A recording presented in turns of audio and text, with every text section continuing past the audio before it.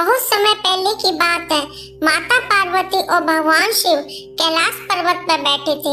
एक दिन माता पार्वती स्नान करने का विचार कर रही थी। उन्होंने सोचा कि उन्हें कोई ऐसा चाहिए जो उनकी रक्षा कर सके और किसी को भी अंदर न आने दे।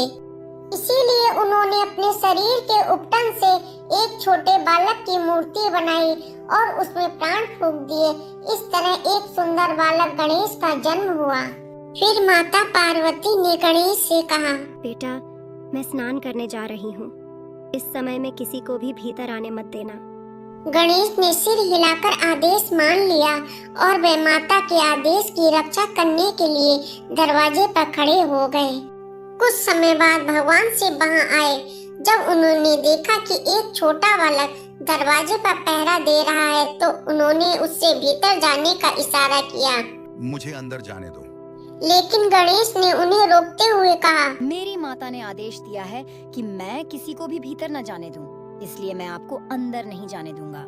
भगवान शिव ने कई बार समझाने की कोशिश की, लेकिन गणेश अपनी माँ के आदेश का पालन करते रहे। इससे भगवान शिव को क्रोध आ गया और उन्होंने इसे अपना अपमान समझा और गणेश से लड़ाई शुरू कर दी।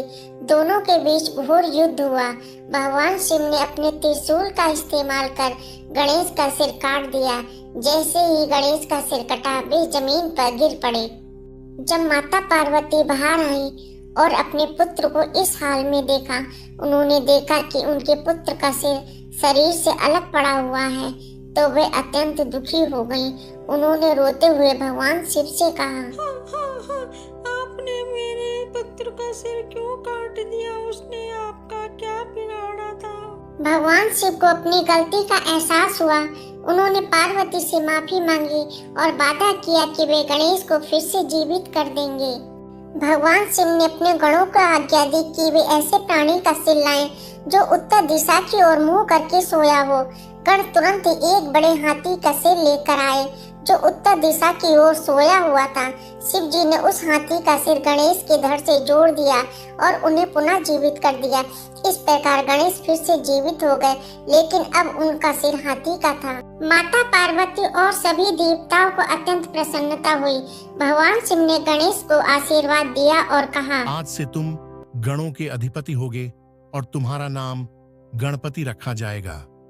इसके साथ ही तुम्हें प्रथम पूज्य का स्थान प्राप्त होगा। संसार में कोई भी पूजा या कार्य तुम्हारे नाम के बिना शुरू नहीं होगा।